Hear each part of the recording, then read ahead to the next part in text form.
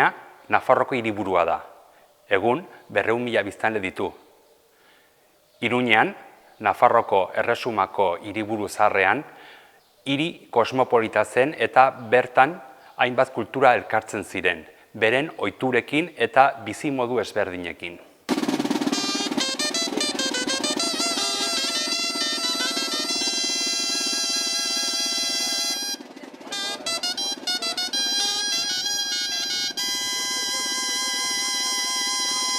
Iruñean, hainbat dantza talde aurkitzen ditugu. Bai, Iruñako dantzak dantzatzen dituztenak, baina baita Nafar guztiko dantzak dantzatzen dituztenak ere.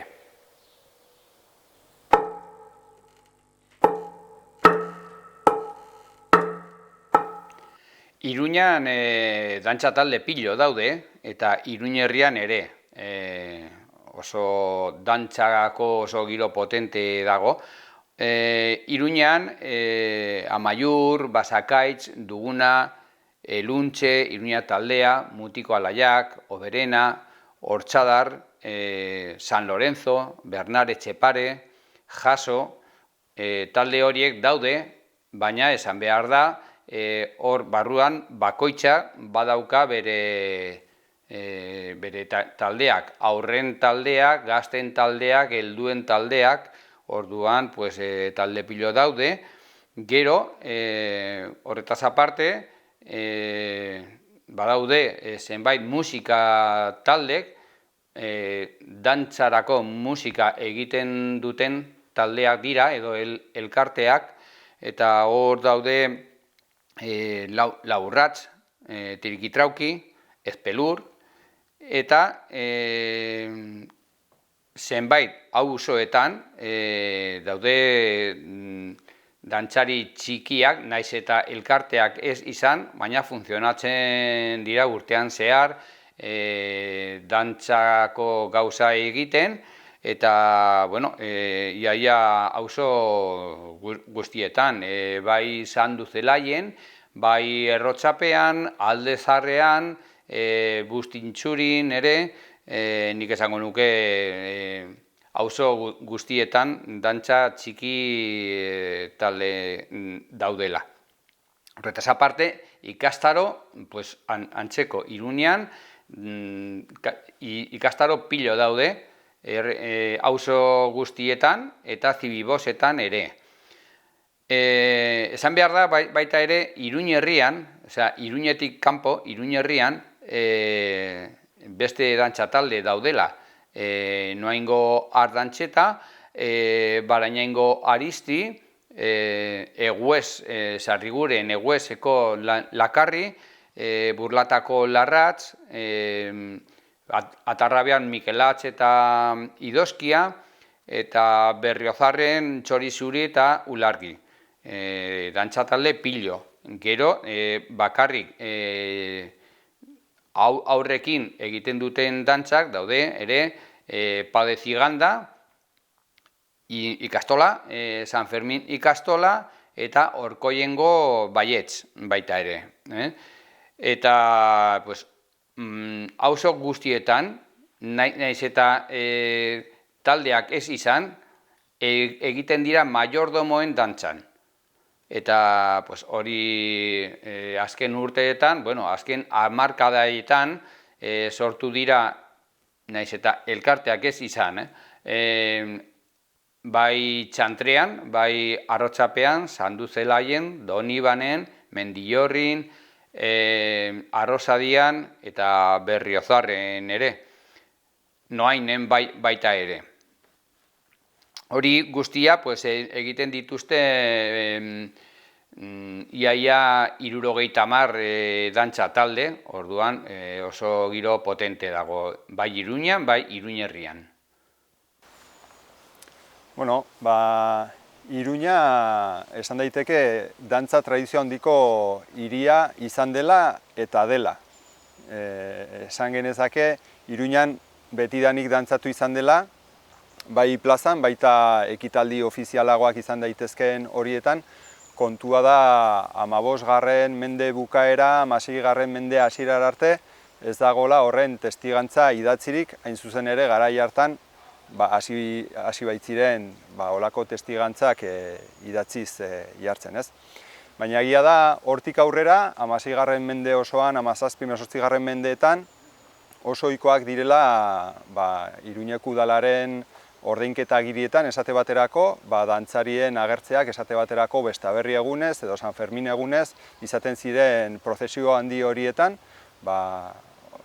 dantzarien parte hartzea frogatzen duten ordainagiriak agertzen dira, eta dantzari horiek izaten ziren batetik iruindarrak, bertako dantza maisuek atontzen zituzten dantza taldeak izaten ziren, baina baita ere Iruñetik kanpokoak, Nafarroako beste eskualde batzuetakoak, baina baita ere Nafarroatik kanpokoak, Errioxakoak, iparraldekoak eta baita ere Valentziatik inkluso Iruñera etortzen ziren dantzari famatu haiek, kasik ia profesionalak zirenak, ez?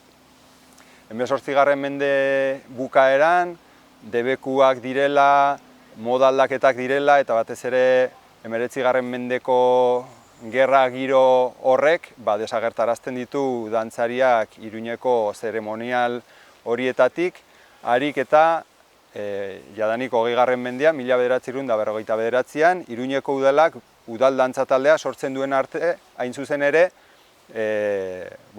sorrera agirietan agertzen den bezala, Iruñeko dantza tradizioa aberatsa gogoan hartuz, ez? Orduan itzultzen dira, esate baterako, dantzariak berriz ere San Ferminetako ospakizunetara, hain zuzen ere, ospakizun ofizialetara esan nahi du. Prozesioan berriz ere dantzariak agertzen dira hortik aurrera.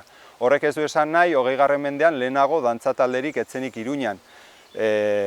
Mende hasieran eta nazionalismoaren gerizpean esate baterako, bazen euskotarrak kirol taldearen dantza sekzioa esan dezagun, bazuten ezpata dantzari taldea.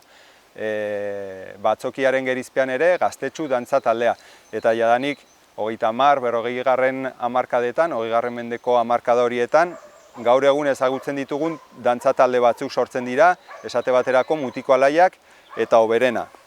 Esan bezala, 1959an Iruñeko udalak udal dantza taldea edo gaur egun duguna bezala ezagutzen dugun talde hori sortu zuen, eta hamarkada batzu geroago, 70. hamarkadan sortuko dira Hortzadar, Iruña taldea eta hortik aurrerago jadanik beste dantza talde batzuk, Amaiur, Elordi edo gaur egun Iruñan ezagunak diren dantza taldeak.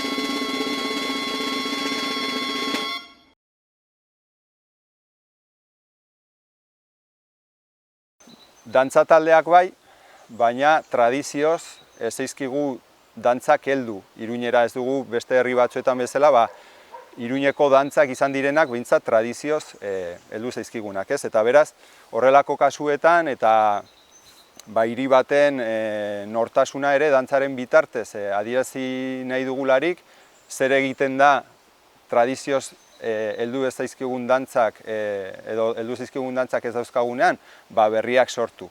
Eta hori gertatu izan zen, esate baterako, 1970 hamarkadan, Iruñeko udal dantza taldeak Patxi Arrarasen ekimenez sortu zuen Iruñeko txuntxuna edo Iruñeko larraindantza, bai? Dantza horrek izan zuen bere ibilbidetxoa, Iruñeko festetan dantzatu izan zen, San Saturnino egunan esate baterako, eta esan nuke hortik heldu direla ondotik 1980 hamarkadatik aurrera, hainbat auzoetan sortu diren festei hasiera emateko txuntxun edo ingurutxo moldeko dantza horiek, ez? Txantrean badago, Arrosadian ere badago, Donibanen ere badago, esanen nuke, eta gaur egun dantza horiek bizirik dira Iruñan. Hamarkada horretan berean, 1980 hamarkadako horretan, kaldereroen konpartsaren baitan sortu zituzten animalien dantzak. Iruña taldekoek sortu zituzten dantza horiek, gaur egun ere Iruñeko inauterietan ematen direnak.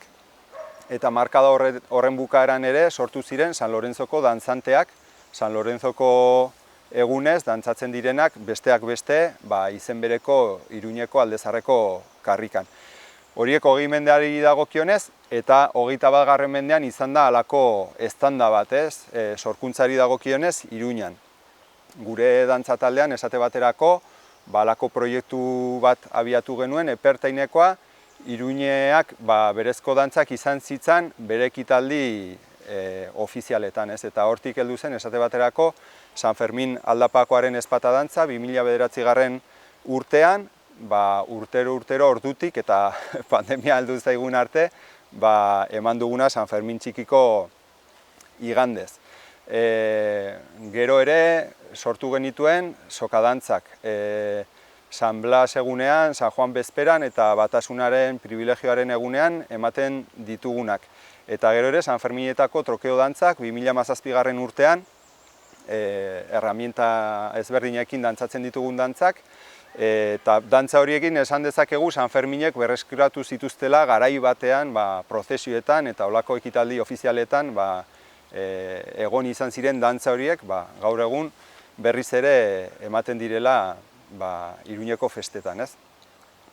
Horiek dugunaren dantzak, eta gero ere azken urte hauetan izan dira beste halako ekimen batzuk, esate baterako Iruña taldeak ere sortu du San Lorenzoko ingurutxoa, San Lorenzoko festetan ematen duten arratsaldez, Oberena dantza taldeak ere ezpata dantza sortu du Olentzero egunerako, eta azken 3 urtetan ere Iruñean sortu den Iruinkokoa, Inauteri Euskaldunaren baitan ere, halako dantza ziklo bat, erramienta ezberdinekin dantzatzen dena ere, dantzatzen da azken urte hauetan, eta etorkizunean ere dantzatzeko helburuarekin.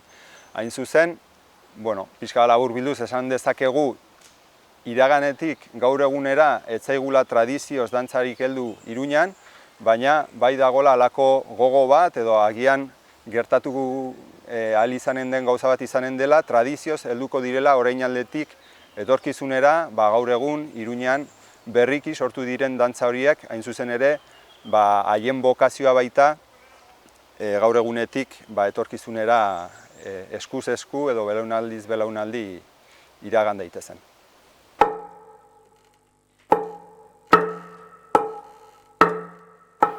Iruñean, 70. hamarkadan, hainbat musikari eta hainbat dantzari, Hortzadar euskal musikari eta dantzari taldea sortu zuten. Noiz sortu zen Hortzadar dantza taldea?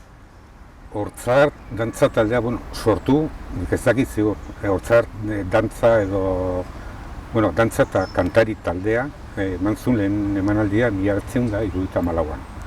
Sortu, zer lehenago, sortu, baina jendaurrean, lehen ekitaldia izan zen 1974an. Eta badakizu norbaitek sortu zuen edo talde bat izan zen Bueno, besterik gabe? bada jendea ezagutzen dudana sortzaileetan dagoen, baina ez zuen inor plan bereziki sortu. Bildu ziren, ez dakit garaiotan, jendia batzela, hainbat batzuk dantza taldetakoa, bertze batzuk musikera zirena, baina bertze esparru batzutan zenbitzen eta holan. Eta, topo egin zuten, ez dakit nola, nik ez duen ezautu. Eta topo egin zuten, eta pentsatu zuten, sortuko dugu alako garaioetan esaten zena dantza taldea, baina gehitzen zaien ere musika taldea, edo kantari taldea. Baze hori jendea ez duela dantzarik egin zen dut dantza taldean, baina kantu antoan zebitzen eta dena batera, pixate emateagatik ez euskal folklorean zera esparua bakari dantza baizik. Bazela ere musika eta kanta bazela, tartean. Eta sorkuntza hori gertakari edo festaren bati lotu zen? Gertakaria izaten da, garai horietan zegoen giroa eta hola, batez ere euskal kulturan defentsaren aldekoa, etzen gertaera zehatz bat, baizik giroa, orduan zegoen giroa eta horri, nolaiteko buelta eman nahian edo malako zerbait. Eta ze evoluzio jasan du taldeak? Evoluzioa, ja badaramatzagu zenbat 57 urte. Aurten, eta denetatik egon da, alde batetik kantari taldea zena, egin zituzten bere garaia, diskoa garratu zuten, handikan urte batzutara bertze disko hor utzi zuten, eta dantzari taldeak nolabait hartu, dantzaz aparte konturatu ginen bazela folklorea badela dantzaz haratago badagoela zerbait. Dantza, zergatik dantzatzen den, zen musika erabiltzen den, zenbat alditan erabiltzen den kantua, eta hautsa dantza laguntzeko eta holan. Dantzen jatorriak eta orduan pixkat bilakara izan da, dantza taldetik izatera nolabait, urte pila bat ja, ez da dantza bakarrik bada, zertxo begiago orduan, ja izen aldatu genuen, eta izan da Hortzar Euskal Folklore Elkartea. Ez dugula bakarrik dantza ikusgarriena, nolabait, baina baditugu bertzein bat lan atzetik edo ikusten ez direnak edo horren publikoetan direnak orduan. Hori izan da bilakaera, dantzan beti, dantzak ikasi dire, berriak, zaharrak mantendu, nolabait. Adibidez gaur egin dugun dantza hau hasieratik taldeak berreskuratu edo zuen dantza hori, eta ordundik jarritzen dugu egiten. Hortzadar Euskal Folklore Elkarteak Nafarroko hainbat dantza ikertu, berreskuratu eta hedatu ditu. Eta dantza taldean, ze dantza errepertorio duzue? Errepertorio handia da. Batez ere egiten dugu Nafarroko dantzak, hori batez ere, baina gero badira ere bertze herrialdeko dantza batzuk, Bizkaiko dantzak, Gipuzkoako dantza, baina batez ere Nafarrokoak eta Nafarroan, nik uste mintzat tradizio zeldu zizkigunak, gehienak edo erren dut, gehientsunak guztiak ez erratea erren. Eta, dantzatu, non dantzatzen duzu gehien bat? Batez ere ditzen diguten lekutatik. Herriko bestetan, herritako bestetan, ezakit, holan, batez ere, baditugu, noizean behinka edo igual ideiaren bat etorkigunean edo halako gai bat hartuta egin izan ditugu halako ikuskizun bereziak, norbait dantza erabiliz, baina ez dantza bere horretan emateko bizi, dantza bertze zerbait adirazteko moduan. Azken ikuskizuna egin genuen holakoa orain dela 3 urte, gaur egiten duela 3 urte egin genuela.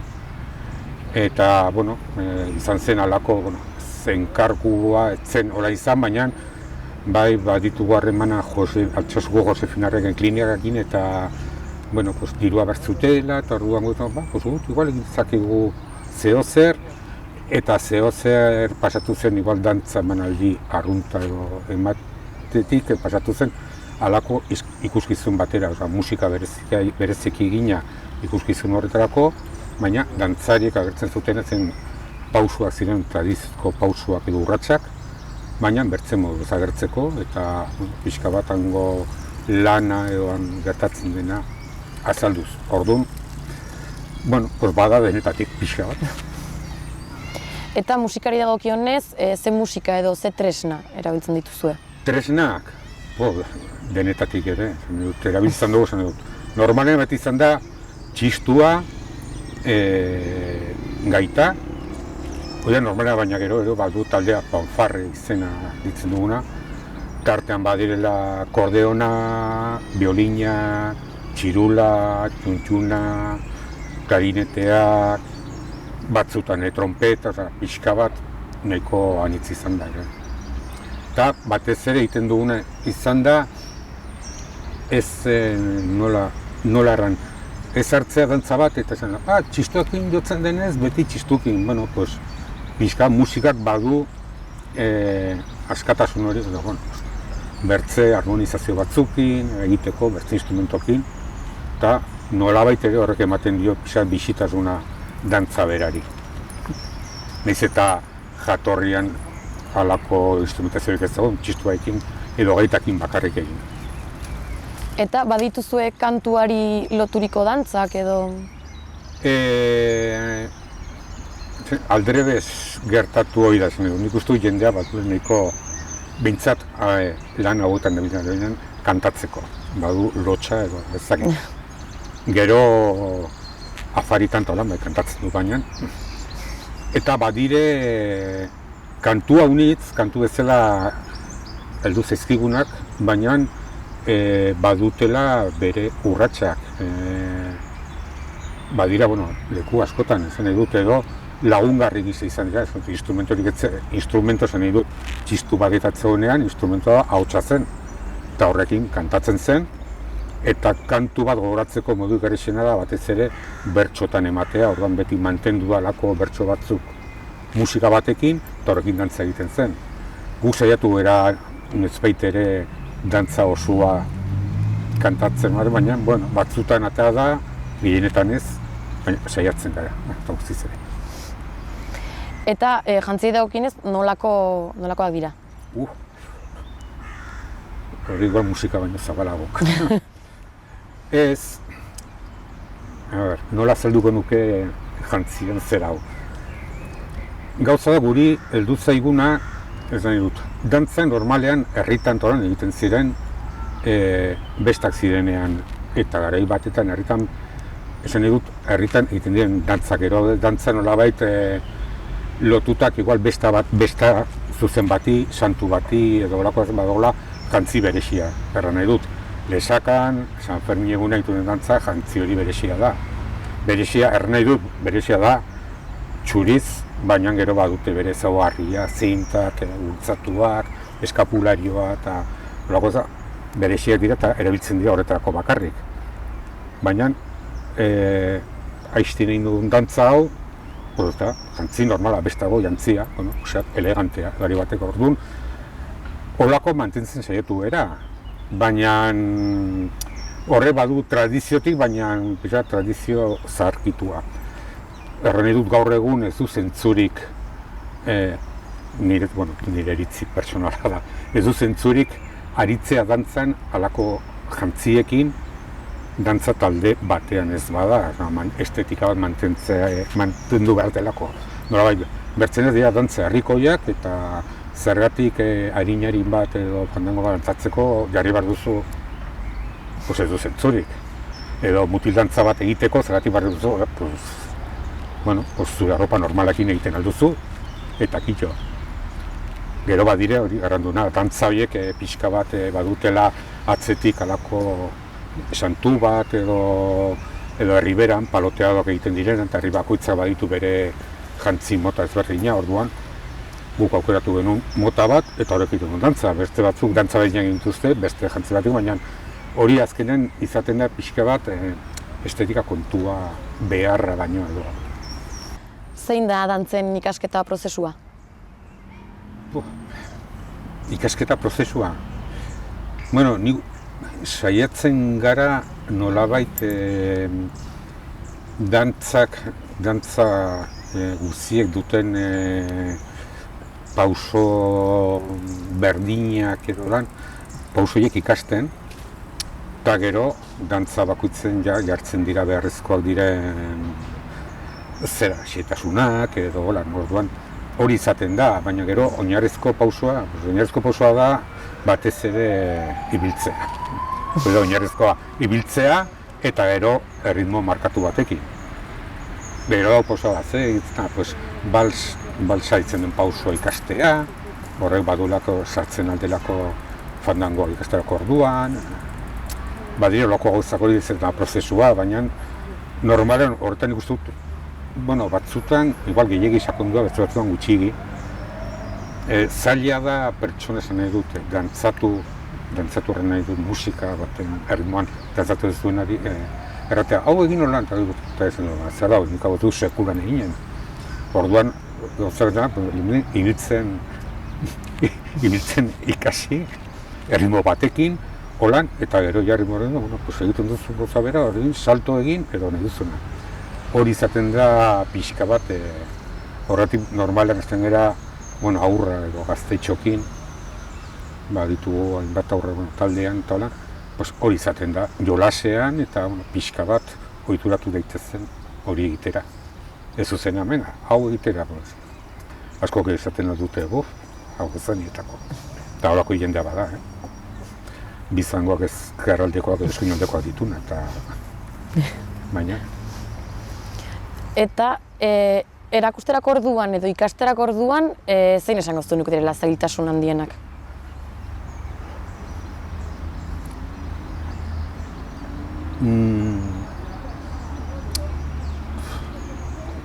Zer galde, zeiak.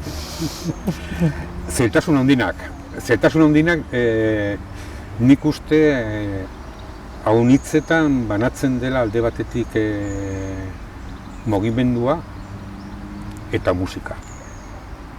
Orduan, haun hitzetan egiten da, hasi, bat, bi, hiru, eta horrek ez dauka zentzurik musika laguntzen ez badu. Laguntzen ez badut, erran nahi dut, musika lagungarria da hobe ulertzeko, bertzenaz, eta gero hori nire ustetan hori da zailtasunik handiena. Nola lotu edo erritmoa sartzea, buruan edo jendeak barrenotetzen erritmoa, gero musika badura baina musika lagungarria da hori egiteko. Eta honitzetan banatzen da, eta egiten da ez. Dantzarako orduan ez dago musikarik bezaltzen ezagutzen dute, eta gero izan binka edo behar denen elkartzen gara.